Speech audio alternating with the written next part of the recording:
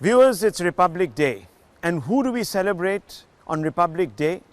We celebrate the people of this great nation, their achievements. I have with me somebody who epitomizes achievement. Rajyavardhan Singh Rathore, an Olympic medalist, brought laurels at the highest level for our great country.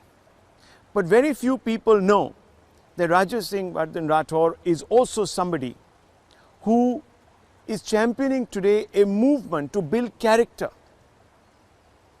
as part of a nation building exercise in each one of us, and it is called the Khelo India movement. Now, Colonel Rathore, I want to ask you a very simple question. Why do you believe that sport, Khelo India, is so intrinsic to character building? You know, everything that we do in life, whatever we may do, we become teachers, bankers, entrepreneurs, be in service. I think the most important aspect of anything is our personality, our ability to overcome challenges, our ability to interact with our colleagues and work together with them, our ability to overcome our failures, ability to accept failure, first of all, and be grounded at the time of victory. All these things. Tell me, which book do you find? Yes, perhaps as sermons, but where do you learn? You learn on the field where you play, and you learn within half an hour, and you go through all these emotions within half an hour. So I think that is why sports is so important, and I'm not surprised the Prime Minister repeatedly says, he uses this line, "Jo khelega wo khelega." What does it mean? Ki jo khelega wo khil jayega. Khil jayega means what? The personality grows. You become confident of yourself. Your muscles, your mind, everything becomes stronger. You're able to relate with people. You're just able to. It's so interesting when you walk into a sports field. All the boundaries that are drawn by the society, right? Our society draws a whole lot of boundaries, up, down, rich, poor, and blah blah blah. All the boundaries that are created by the society melt away the moment you enter the boundary of a playing field. All you ask there is, what's your first name? I want to pass a ball to you, right? Nothing about your background. When did you discover this? I don't know. It's not that I discovered anything. It's just that, over a period of time, we were supposed to be the backbenchers. We were supposed to be very poor in academics. We were never interested in academics. I'm sorry, but all those kids who are watching, academics is very, very important. I learned that later in my life, and I'll tell you how later, perhaps. But so we used to be casticized. तुम पढ़ते नहीं हो, तुम कुछ करते नहीं हो, तुम जिंदगी में क्या करोगे, ये सब सुनते रहते थे. But I guess somewhere the sports also inculcated in us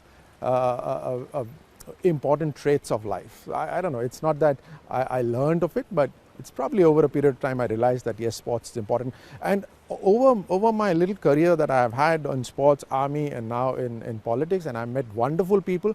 Believe me, the number of people who are doing well, who have been sports persons, is amazing.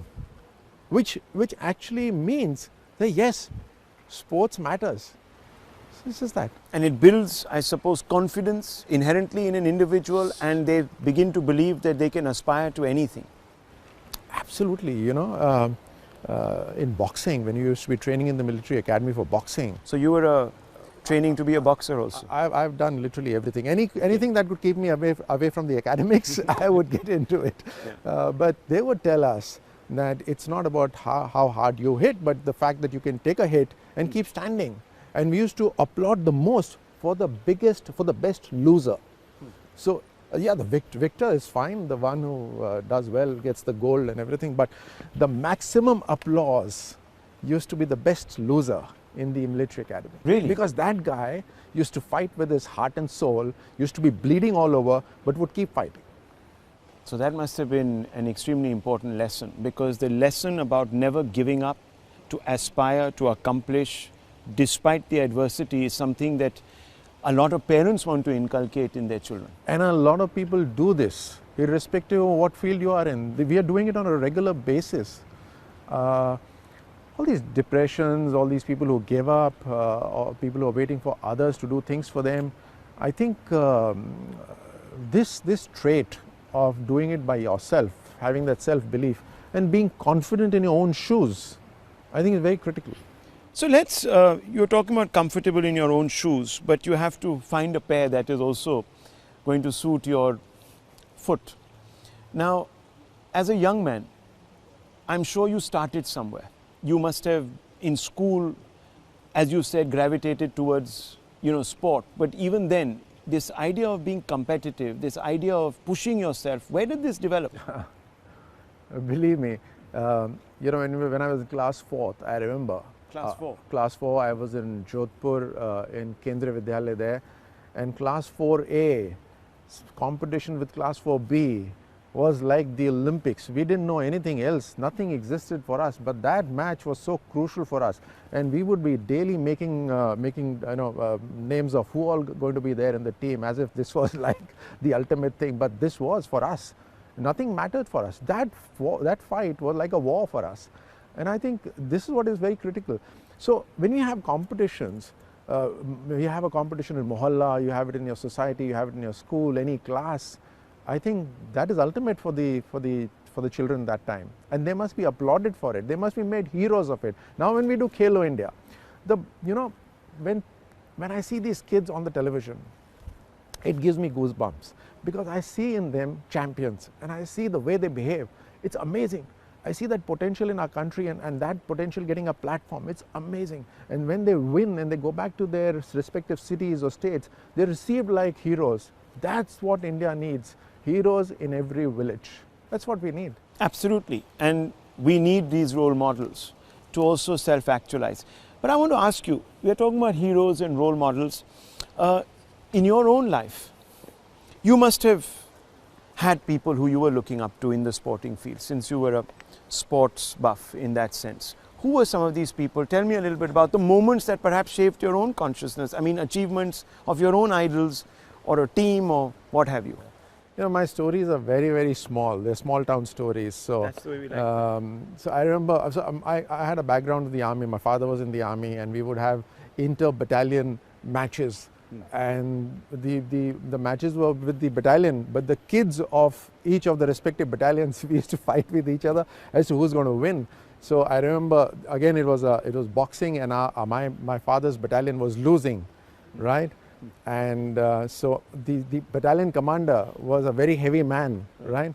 So I said to so we were very, very young, and I was fighting with the kids, and I said, you know what? Our team is losing. If I put my CO uncle there, he's going to beat all of you, because see how big he is. Those sort of things. So for us, everything was what we were living. So the heroes that came were all these military guys who were giving their best. But yes, when I grew up a little bit more, I remember I picked up a book of Dennis Lilly, and The Art of Fast Bowling. That was it. I was a fast bowler. So you were a fast bowler? I was a fast bowler, but I was a batsman as well. So middle order. Always taking aim middle order batsman. My action was absolutely like Dennis Lilly's, and that book was like everything to me. And I remember during my school days, my bag used to be my shoes actually. So during the lunch break, Lilly used to say that you maximize your utilization of the time. So during the lunch break, when others would have lunch, I would put on my sneakers and go for a run on the ground. So we did all those sort of things. I used to come back from school. And put one stump and put a coin and keep bowling till the time my ball repeatedly falls on the. That's what the book told me. Amazing things. We didn't have enough balls that my father could afford for me to play. So he would buy me a one box which had 6 leather balls, and then I would use Fevicol so that those balls could survive for my practice. So we did all these sort of things. But tell me something. Dennis Lilly was someone who was shaping you. You've served India. Many people will say, "Arey, this guy was inspired by Dennis Lilly, not Kapil Dev." I'm just saying. But this is the beauty of sport, isn't it? It knows no boundaries. It knows no nationalities. It only knows achievement. It just knows the inspiration. Who are you getting inspired by? I mean, when people ask me today, I keep telling them that you could be inspired by your driver. You could be inspired by anyone. The environment has inspiration for you. But जब lily Gavaskar को सताते थे फिर? No, so I don't remember. So that time there wasn't so much of television. That's true. Radio. I'll tell you when television came in. It was 1982 Asian Games. So that was the first time we had colored television come in, and that was the first time I had television in my house. and we saw Asian Games. I never imagined I would ever be in the Asian Games. Our dreams had limitations in those days. The world wasn't in our hands like today. So we were small town boys, and we didn't dream so big. Being on the television was for others. But yes, Class 4A, B, or the matches between inter-battalion, that was our heart and soul. But yes, even when India won the World Cup, it was a huge thing. 83. I remember Kapil Dev's inning when India was, I think, down, and he batted very well. And I think he scored 173 or 73 or something like that. Zimbabwe. And India You know came up. something? That match was never televised. Recording ही नहीं की किसी ने, because people said Zimbabwe and India hopeless. So his all these achievements were big for us. They used to inspire us, but we would read about them in the paper sometimes. There wasn't much television. I want to now talk a little bit about something more intrinsic to Indian sport. Now, cricket, has obviously been there, larger than life in our context, but there have been so many other great achievements. I mean, the great P.T. Usha, the hockey greats. All of this was happening at a time when you were also growing up. P.T. Usha's heroics in the Asian Games, Lydia Devega, that very famous sort of, rivalry that they had, the Asian Queens as they were called. You moved away, obviously. You didn't pursue your cricket. I presume you were serious about it, but you went into a very different field, shooting. And did you ever see yourself standing on that podium? No, I didn't immediately go from cricket to shooting. So I'll tell you, usually for us, it was very critical at that point of time that you must have a job, right? And the first job in those days that came was after 11th class, you would get into National Defence Academy. So my parents were, obviously saying, "Ye padhta likhta hai nahi, isko kahin kisi na kisi." They coaxed me into getting into a competitive examination, and I was playing very serious cricket at that point of time. I nearly made it to the Ranji team of Madhya Pradesh.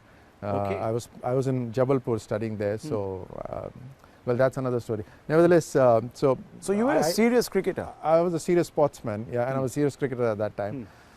So I got into NDA, and my parents said, "Well, you know what? You'll get into the Indian Army's cricket team, so go join the NDA." So that's the reason. That's the reason I joined NDA. And the first day in NDA, ragging is a very small, understated word when you compare it to what happens in NDA, right? It's torture. It's not ragging. So the very first day, they made us run a couple of miles, and our heads were spinning, and they were asking us, "What do you play? What do you do?" And anyone who said cricket, you say, "Get into the Murga position," because cricket in the army is not so encouraged. You say boxing, you say anything of this contact sport, hockey, or that's really encouraged. So they asked me, and then of course I said I play all sports. But that was the end of the cricket career that time. And how did shooting happen then? Shooting happened much later. So moment I joined NDA, then I played all sports there. Got some awards also for various achievements of mine there. But it's when I joined my battalion. When I joined my battalion, I went to Kashmir for anti-terrorist operations, and it is at that point of time that for me that was the ultimate thing, to fight with terrorists and to beat them. And I used to see it like a one-day match every day. We would be gaining intelligence regularly, going out in the night, operating. And I remember I was very, very young, but I had 120 men under me, and I told them that, and I've sat them down and I said, I'm going to do one welfare for you. I'm going to take you back alive. But for that, you will have to give me everything. And so we used to be going out in the night. If it was snowing, we would be out. It's raining, we are out. It's night, we are out. And to the extent that I used to tell them that if the terrorist sees a shadow, if the terrorist sees a leaf moving, he should be scared of us. And we achieved that. So for me, that was huge. But when I came back from there, then the entire adrenaline rush which is there was missing. So life became so boring. And then luckily for me, Indian Army was preparing a shooting team. So I said, yeah. You see, a lot of parents, when they think of Khelo India, and my mother was one of those. When I was a young man, I was very keen on swimming and keen on tennis. But the question used to be, agar you don't make it to that level, what are you going to do? So a lot of people said he can be a coach. That sort of, struck a slightly odd note in my parents' head. They said, he's going to be. I know where that is coming So from. when you went into shooting, and you know, before you, there were of course people who done well at the Asian Games level and all of that, but before that there was no outbreak. You know, someone who was an outlier in this particular field. So was that not something that went through your head? If I fail in this, I'm going to put in so many man hours. So what was the thinking? You know, when you say that, what you just spoke about, इस खेल में successful नहीं हुए तो क्या बनोगे? Coach बन जाओगे ज़्यादा से ज़्यादा. Many instances in my life when people have tried to put you down, and I'm sure even athletes now, there are a lot of people in their families or their neighbors who try and put them down, right? I've had people who told me when I wanted to take up the sport as a career, they told me, you know, things like, what do sportsmen survive on? That's right. Right? It's an important question. In a very demeaning manner. Demeaning manner, right? Okay. And there's also some people said that, you know, when you take to sports, पहली generation में तो coach तक ही बनते हो, 2-3 generations लगते हैं जब जाके खिलाड़ी बनते हो.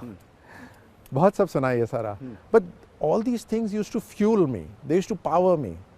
I felt bad, and the more bad I felt, the more energized I became. But yes, it's a challenge always, even now, for parents to decide, for even children to decide what do they want to do. That's why they must give their best to the sport, but yet have a very even eye on themselves and take opinion of experts. That where do you think I stand? Where do you think I need to improve? How much time do you think I still have? And what do you really want to do? Right. Right? What's your aim in life? So all these things is very true even now. Even if you take out all the demeaning part, which is nonsense, absolutely. In India, in our country, we need to respect the value of labor. I think India is changing now, but that is what is required. Value of labor. In this whole system, a peon, a clerk, a groundsman is as important as a sports minister or a sports administrator or a federation head. Without even a single one of them missing, things won't work. Yeah. And so therefore we all are doing our job. But suppose- but nevertheless, as we are changing now, sports is becoming a career, and I'm very happy for that. We are having icons and people who are making careers in sports Yes. other than cricket. which is And coming from beautiful. such humble backgrounds, you hear such motivating Background has got nothing to do with your achievement or your Absolutely. ability or your potential. It's got nothing to do with it. So this is a very important message for parents who think that, you know, they don't have the resources. The only resource you need is here or here. Yeah. That's right. Yeah. Or here. Yeah. Now I want to ask you, we are today at the cusp of greatness as a country. There is no doubt about that. And we are now looking through perhaps missions like Khelo India, etc., to project our potential on an international stage. What will it take? What has it taught you, this journey in government? Because you've seen what happens behind the scenes. You've come through the ranks, you know what it takes. Give me 2 or 3 minutes on that. You know, when I used to travel to China, Yes. and we would be competing with them, sometimes you'd go early and train there. We would beat their best, right? Beat their best. We would beat their best. I mean, when I won the silver, the bronze was the Chinese, right? So we would beat their best. But from our side, there would be only one person who was at that level that he or she could beat their best. They had 10 people who would be as good as you. Their bench strength was so phenomenal. Every spot, their bench strength was so phenomenal. Now, when you see US and you see their college sports, they have college games there, and their teams get selected from there. The best in the world go and study in their colleges and universities to train there, and then they compete on behalf of US. Khelo India has that potential. But typically in schools, nobody even came to see their sports days, except the parents, and then the regional, the state, the nationals, totally lit. No one. Now, is that the sort of environment we want to give our budding sports persons? Is that the sort of hunger we want to give them to play in front of big arena? Where is the arena? The biggest party in town is Khelo India. It's by invitation only. If you're capable, come join it, be a part of it. Every year there's going to be this Khelo India, school games, youth games now, and prepare for it. Now this, in 10 years down the line, kids are going to be preparing for it, right? And what do they have to give in right now? Only studying and playing. And their parents they're in school. So give their best, come up, and then play for India. Well, life is about choosing your lanes. That could be one lane that you could be jetting down. Colonel has done it here. He's done it with a great amount of chutzpah. And we want on this Republic Day for parents to listen to the messages that he has today so succinctly and beautifully communicated to you. It's about letting go of your greatest fears and embracing the joys of success. And obviously, of character building. All comes from here, as he says. Thank you so much for speaking to us, for inspiring millions and millions of Indians. Thank you. Thank you so much.